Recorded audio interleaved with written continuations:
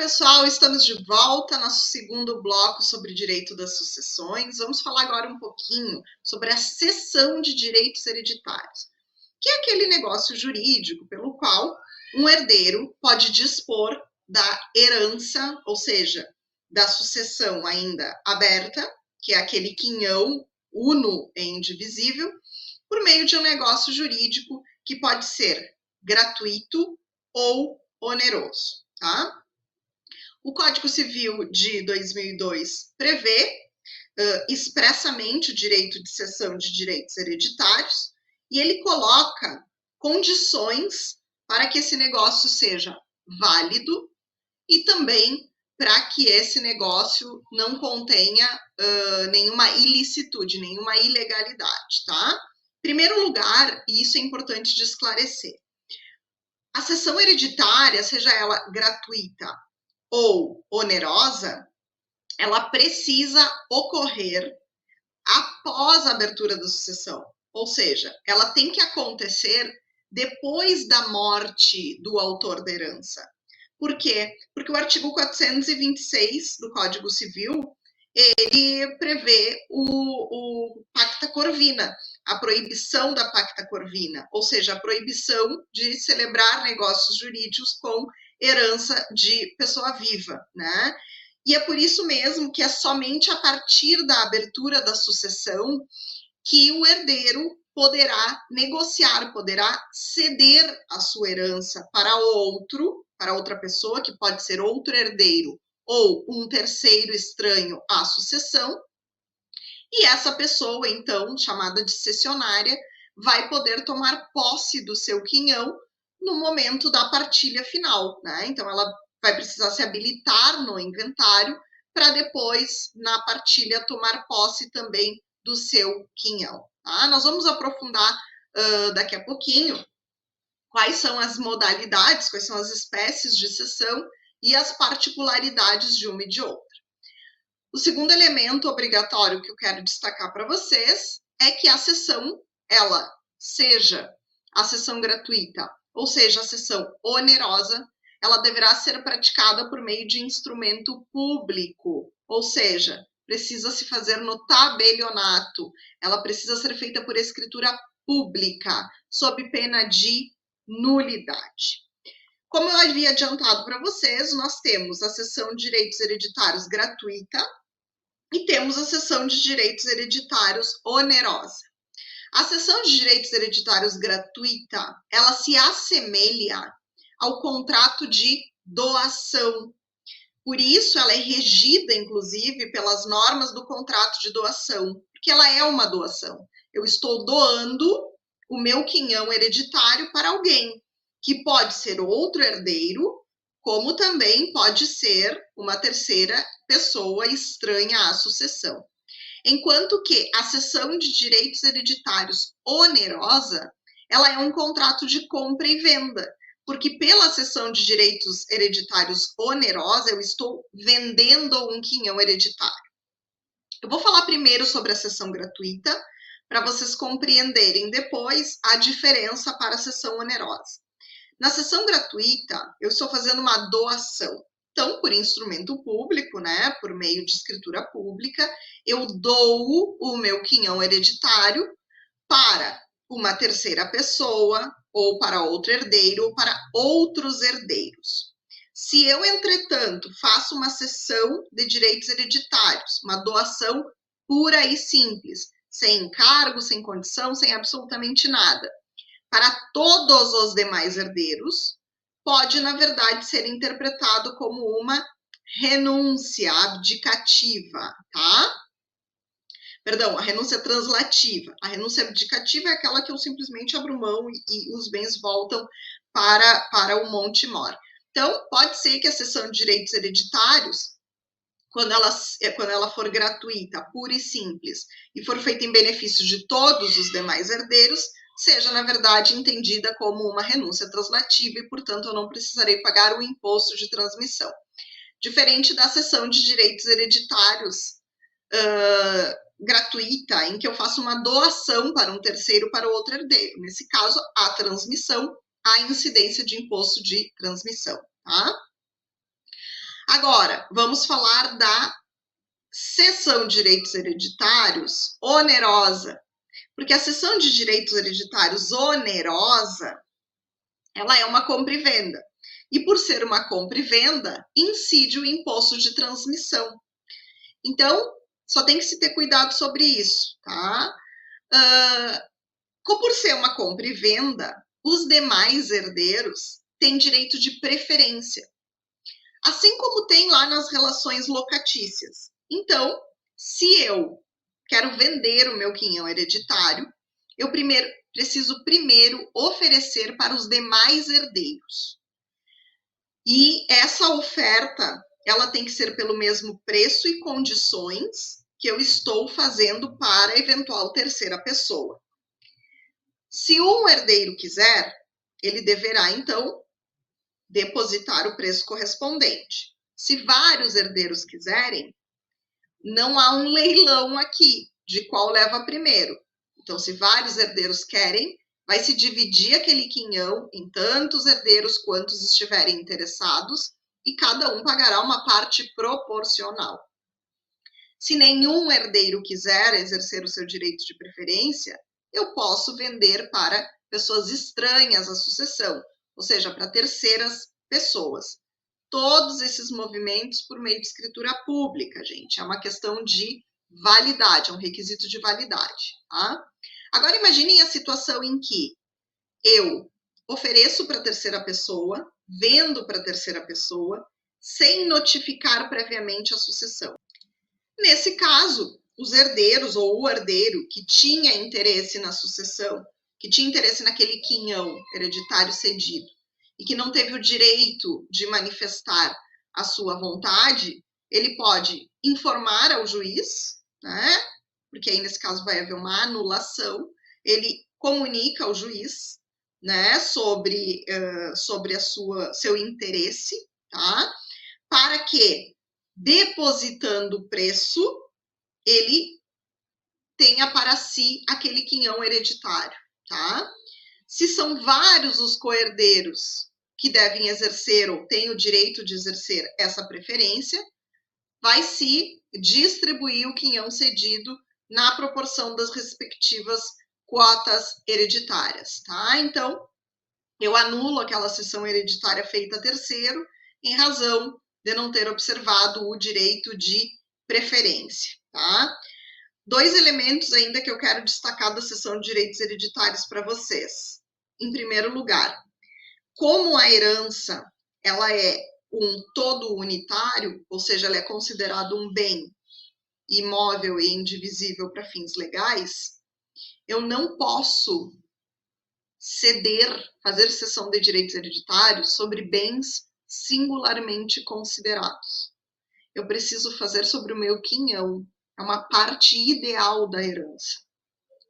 Portanto, se houver disposição sobre um bem singularmente considerado, essa disposição considera-se ineficaz. Não é um caso de nulidade, mas de ineficácia. O que vai acontecer? O cessionário, quando chegar a se habilitar, ele não pode exigir que na partilha o bem que lhe foi cedido, singularmente considerado, seja efetivamente o bem que ele vai receber. Pode ser que haja correspondência entre o bem que ele receba na partilha e o que efetivamente lhe foi cedido singularmente. Mas se não houver essa correspondência, aquela cláusula do bem singularmente considerado será ineficaz. Eu não posso exigir dos outros herdeiros que eles me partilhem exatamente aquele bem singularmente considerado que me foi prometido na cessão hereditária, tá? Bom, essas eram as principais considerações sobre a cessão hereditária ou cessão de direitos hereditários. Vamos passar agora a falar um pouquinho sobre os excluídos da sucessão, que são os indignos. Então, quem são os excluídos da sucessão? Aquelas pessoas que aparentemente estavam legitimadas a suceder, mas que em razão da prática de determinados atos, que são atos reprováveis, acabam sendo excluídas, ou seja, perdem o direito de receber o quinhão que lhes tocava. A exclusão de um herdeiro, ela só pode acontecer por meio de ação. Então, eu preciso mover uma ação, que é a ação de exclusão de herdeiro, também conhecida como ação de indignidade, provar que aquele herdeiro praticou um dos atos previstos na legislação. Então, são números clauso, eu não posso criar novas causas de exclusão, e por sentença, alcançar a exclusão daquele herdeiro daquela sucessão. Os efeitos da sentença da ação de indignidade, eles são pessoais e intransferíveis. Isso significa dizer que se eu sou excluída da sucessão, os meus filhos, por exemplo, não podem ser penitenciados, não podem sofrer essa penalidade, né, em razão de atos que eu tenha praticado. Então, se eu sou excluída da sucessão, os meus filhos podem ser chamados a suceder, ou por direito próprio, ou por direito de representação. O que acontece? Quando se tem uma exclusão de um herdeiro, nós entendemos que essa exclusão acontece como se essa pessoa tivesse morrido. Então, a gente aplica o mesmo raciocínio da pré-morte. O que acontece na pré-morte de um herdeiro legítimo? Eu chamo o próximo na linha sucessória para representá-lo, né? Então, se eu, por exemplo, sou uma pré-morta, na sucessão do meu pai ou na sucessão da minha mãe, o meu filho será chamado a ocupar o meu lugar a título de representação. Ah, nós vamos falar da representação agora quando abrirmos a sucessão legítima. Na indignidade, eu considero que o excluído, o indigno, ele foi morto antes do tempo. É a morte em vida. Então, ao excluí-lo da sucessão, os seus herdeiros poderão ocupar o seu lugar e herdar por representação, por exemplo. Se eu for a herdeira indigna, a única daquele grau, os outros serão chamados a suceder por direito próprio. Eu vou dar um exemplo concreto para que vocês consigam visualizar a situação. Pensem no caso da Suzanne von Richthofen, da família Richthofen. Eram dois irmãos, né? Suzanne e o irmão. Quando Suzanne matou os pais, ela cometeu um ato de indignidade. E ela acabou depois sendo excluída da sucessão dos pais. Então, ela não era daquele quinhão. O irmão passou a ser o herdeiro universal. Pensem que Suzanne fosse filha única, que o irmão não existisse. Ao ser excluída, eu chamo os próximos herdeiros da sucessão. Se não houvesse mais descendência, passaria para a ascendência. Não havendo ascendência, passaria para os colaterais. Aí eu chamaria, por exemplo, os irmãos do pai e da mãe de Suzanne von Richthofen, ou seja, dos mortos. Agora vamos colocar uma outra situação. Se Suzanne von Richthofen tivesse filhos, como aconteceria? Bom, eu excluo a Suzanne e fico o irmão. Mas Suzanne, por ser excluída e pelos efeitos da sentença não poderem ultrapassar a pessoa do agressor, a pessoa do indigno, ela é tida como pré-morta. Então, se ela tivesse filhos, eu chamaria os filhos a suceder por título de representação. Então, eles iam concorrer com o tio na sucessão como representantes de Suzanne. Mas é claro que o legislador, ele sabe que a Suzanne poderia acabar se beneficiando, ainda que de modo oblíquo, pela situação. Porque se os filhos chegam a morrer, ela é herdeira dos filhos. Se os filhos são menores, ela tem o direito de administrar e usufruir do patrimônio dos filhos. Então, nesse caso, a lei já previu que o indigno não tem direito nem de administrar o patrimônio do qual ele foi excluído da sucessão, e ele não herda esse patrimônio também. Então, supondo que Suzane tinha 1 ou 2 filhos que vão passar a representá-la na sucessão. Se um filho chega a morrer, ela não herda esse patrimônio. E se os filhos são menores, ela também não administra o patrimônio. Pode ser que o juiz dê um curador especial, mas ela não administra o patrimônio. Então, ela não pode se beneficiar nem de forma cruzada. Vamos às causas de indignidade para depois falar do prazo para ação, tá? As causas de indignidade estão previstas no artigo 1814 do Código Civil.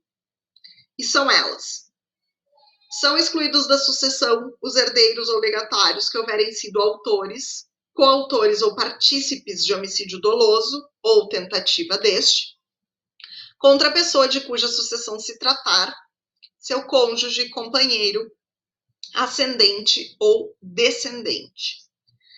Ainda serão excluídos aqueles que houverem acusado caluniosamente em juízo o autor da herança, ou incorrerem em crime contra sua honra ou de seu cônjuge ou companheiro, e, por fim, aqueles que por violência ou meios fraudulentos inibirem ou obstarem o autor da herança de dispor livremente de seus bens por ato de última vontade. Então, se eu consigo, movendo ação, provar que o herdeiro se enquadra numa destas 3 hipóteses do artigo 1814, o juiz vai proferir a sentença de exclusão. Cuidado, porque o prazo não é nem prescricional, ele é um prazo decadencial, e ele se extingue em 4 anos contados da abertura da sucessão, tá? Então, prazo de 4 anos contados da abertura da sucessão, do dia da morte do sujeito, tá? Por que eu quero ressaltar esse prazo com vocês? Porque também é possível excluir herdeiros da sucessão, mas desta vez os herdeiros necessários. E é possível que essa exclusão se dê por meio da deserdação. A deserdação é um outro mecanismo no direito das sucessões, mas que se destina a excluir um herdeiro necessário da sucessão. A deserdação, ela deve constar de ato de última vontade, ou seja, eu, titular da herança, no meu testamento, manifesto o desejo de deserdar um filho, ou um neto, ou uma mãe, ou um pai, ou um cônjuge. Claro que a minha vontade depois, ela precisa ser referendada pelo juiz por meio de sentença. O que eu vou fazer então? No meu testamento, eu vou manifestar a vontade, vou enquadrar o motivo, então vou dar o motivo que também precisa estar previsto em lei. São, além dos motivos do 1814, então além dos motivos de indignidade, outros também previstos na lei, já vou enfrentar eles com vocês. Justifico e indico uma pessoa que vai ficar responsável por mover a ação e provar a causa. Morrendo, também haverá a necessidade de ingressar com uma ação para confirmar a deserdação e excluir o herdeiro necessário daquela sucessão, provando o enquadramento a uma das causas legais. Também são hipóteses número clausus. Eu não posso criar novas hipóteses ou inventar novas hipóteses de deserdação, tá? Então, vamos às hipóteses.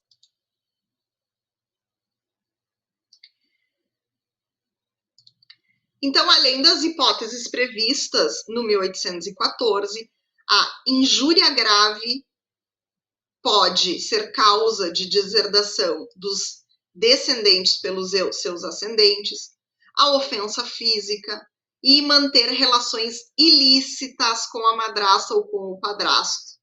Além, é claro, do desamparo do ascendente em alienação mental ou grave enfermidade. E também pode ocorrer um movimento inverso, ou seja, dos descendentes deserdarem os seus ascendentes. E aí, nesse caso, essas hipóteses estão previstas no 1963, eu também posso justificar, além das causas previstas no 1814, que são as causas de indignidade, na ofensa física, na injúria grave, nas relações ilícitas com a mulher ou companheira do filho ou a do neto, ou com o marido ou companheiro da filha ou da neta, e em caso de desamparo do filho ou neto com deficiência mental ou grave enfermidade, tá? A deserdação, para que ela efetivamente seja levada a cabo, ela precisa estar com a causa expressa no testamento. E, claro, ao herdeiro instituído, aquele herdeiro que eu indico no testamento como responsável por provar a causa, ele tem não só que mover a ação, como provar a veracidade da causa alegada pelo testador, para que essa deserdação não vire, na verdade, um revanchismo decorrente de desavenças familiares, porque simples desavenças familiares não são causa de deserdação, muito menos de privar um herdeiro necessário da sua legítima. Quanto ao prazo, quero que vocês cuidem também, porque nós temos outro prazo, assim como na indignidade, de 4 anos. Então, essa ação também ela precisa ser movida e provada em 4 anos. A diferença é que na indignidade são 4 anos a contar da abertura da sucessão, enquanto que na deserdação são 4 anos a contar da abertura do testamento. Como que eu sei a data da abertura do testamento? Ora, porque toda sucessão testamentária ela passa por uma fase prévia, que é a da abertura do testamento, que é um ato formal, é uma solenidade em que o juiz abre o testamento e dá eficácia, né, a todas as suas, valida, na verdade, todas as suas cláusulas, tá? Então, essas são as razões da indignidade, da exclusão do herdeiro por indignidade e da exclusão do herdeiro por deserdação, tá? Agora, já entrando na sucessão legítima, vamos falar sobre o direito de representação, porque o direito de representação ele tem uma vinculação aqui com a nossa matéria. E aí, para ficar mais fácil de visualizar o direito de representação, eu vou compartilhar aqui para vocês um arquivo em que eu vou simular algumas relações sucessórias para que vocês possam visualizar e relembrar a matéria de forma prática.